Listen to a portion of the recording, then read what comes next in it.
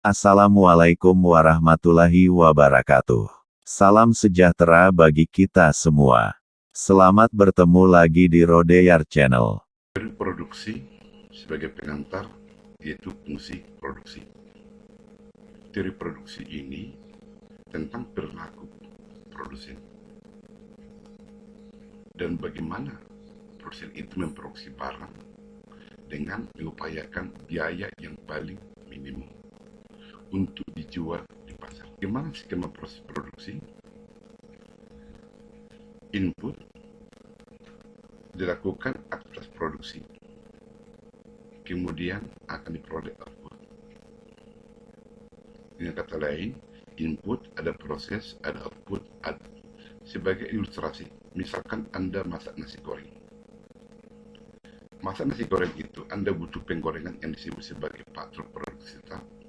Kemudian ada bahan baku, ada cabai, tomat, nasi, disebut sebagai faktor produksi variabel. Kemudian nanti kita akan membahas tentang teori produksi dan teori biaya produksi. Kemudian kita yang terakhir akan berbicara pasar, baik persaingan sempurna ataupun persaingan tidak sempurna. Pada waktu Anda masak nasi goreng, ada bahan baku atau input, ada faktor produksi tetap, ada faktor produksi variabel. Jadi, faktor produksi atau input itu ada faktor produksi yang bersifat tetap, ada yang bersifat variabel. Semuanya ini ditujukan untuk menghasilkan output. Faktor produksi tetap dalam memasak nasi goreng ada dua. Dalam hal ini kita buat penggorengan dan kompor. Artinya jumlah penggorengan itu dan jumlah kompor itu tetap. Kendati pun nasi goreng yang Anda goreng itu 1 piring, 2 piring, 3 piring, 4 piring. Jumlah penggorengan tetap 1, jumlah kompor tetap 1. Tetapi pada waktu nasi goreng yang Anda produksi 5 piring, beda jumlah nasi yang Anda gunakan pada waktu Anda hanya menggoreng nasi goreng 1 piring. Jumlah bawang yang Anda gunakan waktu 5 piring nasi goreng, beda jumlah bawang waktu nasi goreng hanya 1. Baik jumlah bawang atau jumlah nasi, ini disebut sebagai faktor produksi variabel karena dapat berubah-ubah. Penggorengan dan kompor ini menjadi komponen faktor produksi tetap. Uang yang digunakan untuk membeli ini disebut sebagai biaya tetap. Uang yang digunakan untuk membeli bawang, tomat, cabai, dan nasi itu disebut sebagai biaya variabel.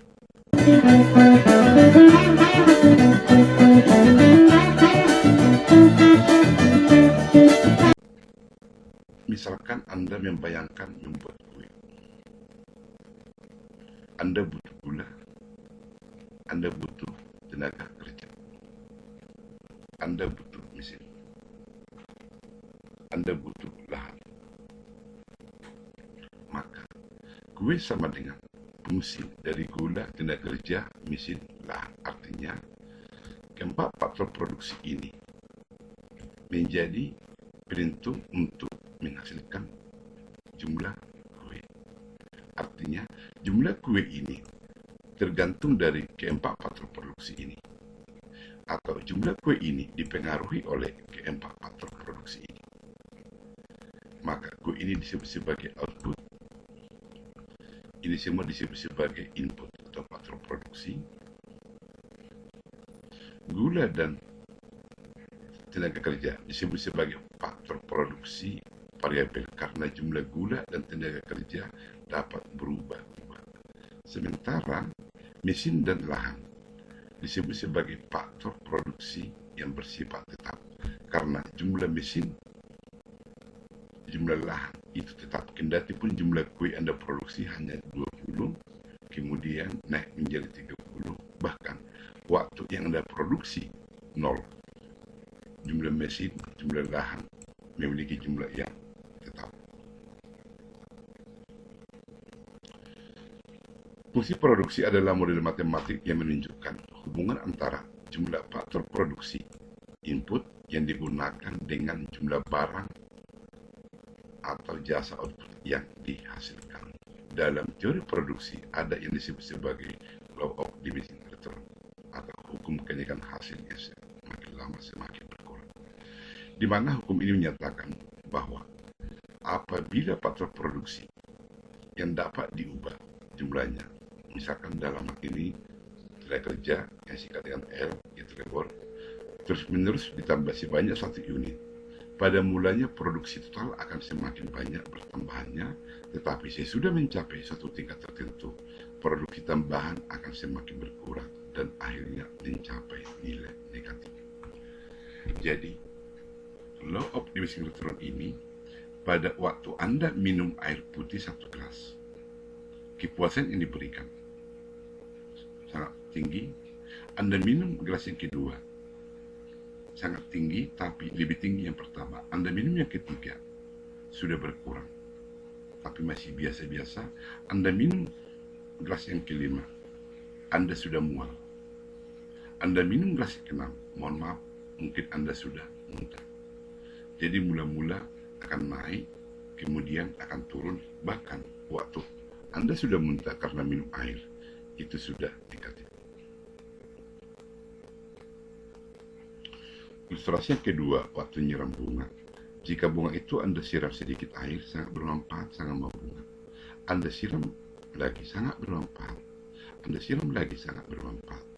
Anda siram lagi 1 galon, bunga itu akan habis. Anda siram dengan 1 tangki, bunga itu akan hanyut. Jadi artinya di sini, penambahan air untuk menyiram bunga mula-mula sangat produktif bunga itu. Semakin banyak Anda tambah, semakin lama semakin turun produktif dari bunga tersebut, yang akhirnya akan memiliki nilai produksi bunga ini negatif pada waktu air yang Anda siram sudah 1 tangki mobil.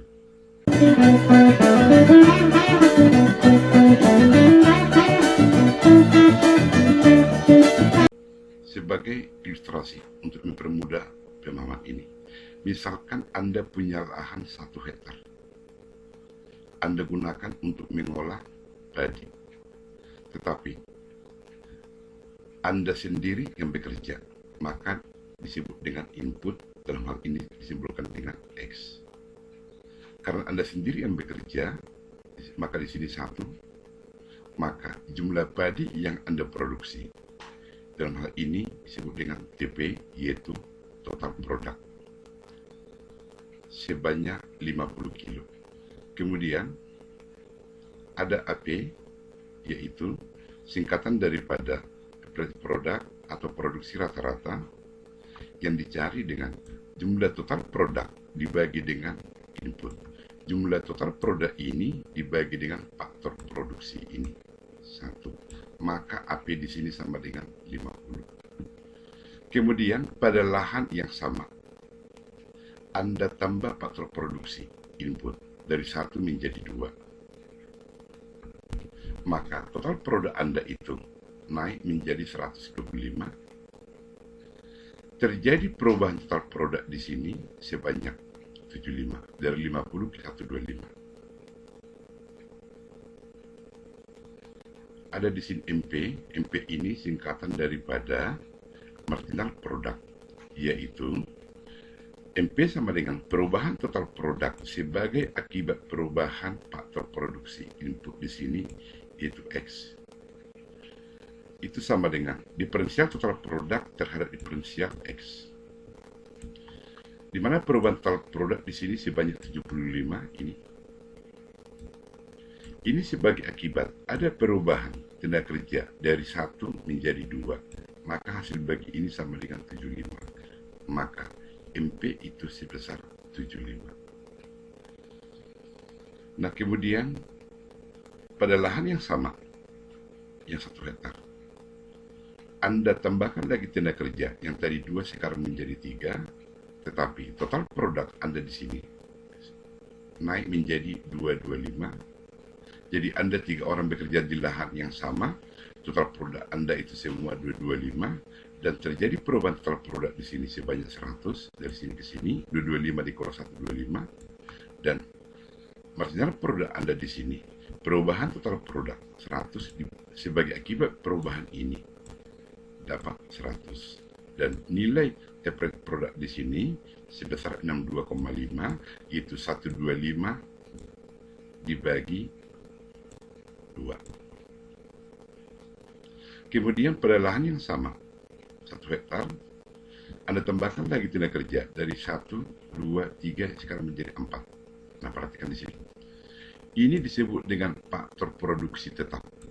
Jumlah tenaga kerja input ini disebut sebagai faktor produksi variabel karena dapat berubah-ubah dari 1 menjadi 2, dari 2 menjadi 3, dari 3 menjadi 4. Nah, inilah faktor produksi tetap. Sesuai dengan law of diminishing return tadi, hukum kenaikan hasil yang semakin lama semakin berkurang.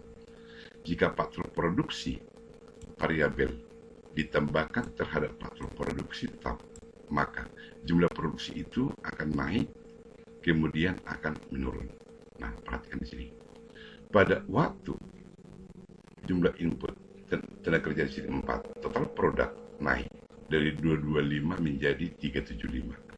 Ada perubahan total produk di sini sebanyak 150, maka marginal produk di sini 150 dan nilai AP di sini sebanyak 75. Dari mana 75 ini?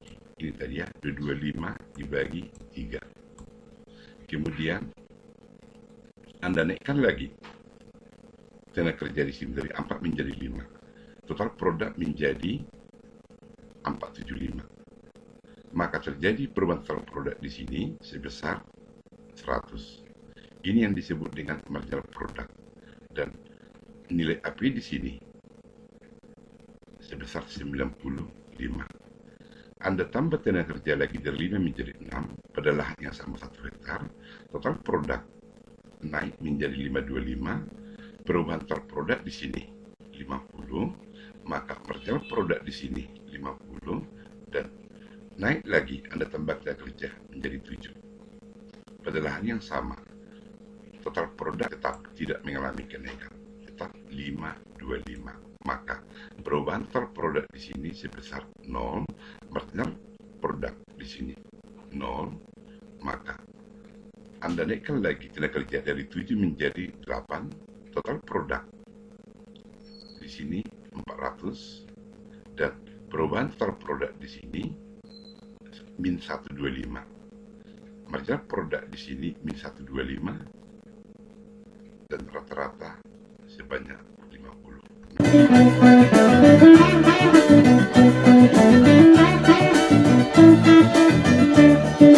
Jika saya pindahkan yang ini ke sini, sampai ke sini. Di sini total produk itu dari sini sampai ke sini naik, kemudian tetap, kemudian turun. Ilustrasi ini menggambarkan jika faktor produksi variabel, ini faktor produksi variabel, ditambahkan terhadap faktor produksi tetap, maka total produksi akan mengalami kenaikan, kemudian akan mengalami penurunan. Pada waktu mengalami kenaikan sampai di sini, ada 2 tahap. Yang pertama, perhatikan di sini. 75, 100, 150. Di mana perubahan ini semakin lama semakin naik. Ini yang disebut dengan increasing return. Tetapi yang 50 ini, yang 0 ini, yang min 125 ini disebut dengan decreasing return. Maaf ya, yang min 125 tidak ikut ya, hanya sampai dari sini ya. Jadi saya ulangi, yang ini tidak ikut, yang ikut di situ 150. Artinya di sini perubahan ini semakin lama semakin naik, kemudian di sini perubahan itu semakin lama semakin turun. Itulah decreasing return. Teori produksi. Marginal produk adalah perubahan total produk sebagai akibat adanya perubahan faktor produksi seperti yang diterangkan di atas. Misal di sini faktor produksi X, di sini total produk. Waktu input itu 1, total produk 10, Anda naikkan faktor produksi menjadi 2, total produk 22. Anda naikkan lagi 3, total produk menjadi 36. Maka MP di sini tadi perubahan total produk sebagai akibat perubahan faktor produksi di sini 12 dibagi 1. Dari mana 12? 22 dikurang 10 dibagi ini 1. Kemudian 36 dikurang 22 sebesar 14 dibagi 1 dari 2 ke 3. Inilah MP, marginal product. Apparent product adalah total produk dibagi input. Ini AP total produk dibagi X. Maka total produk di sini 10 dibagi input ini 1. Maka AP sama dengan 10 per 1. Di sini 22 dibagi 1 dibagi 2.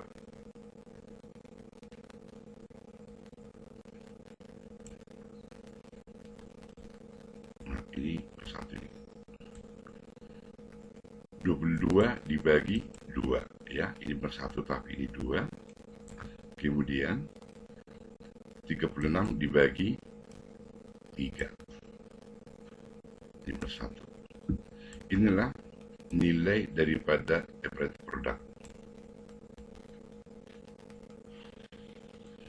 Jika total produk 21X tambah 9X pangkat 2 dikurang X pangkat 3. Perubahan total produk sebagai akibat perubahan faktor produksi disebut dengan marginal product. Ini diturunkan terhadap X menjadi 21, diturunkan terhadap X menjadi 18X pangkat 1, diturunkan terhadap X menjadi 3X pangkat 2. Maka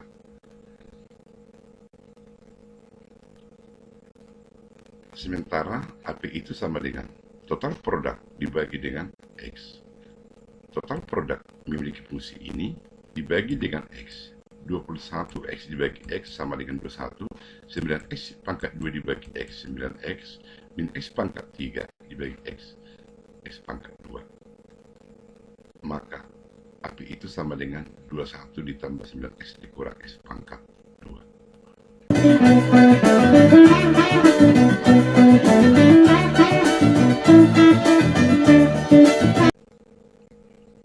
Return to scale.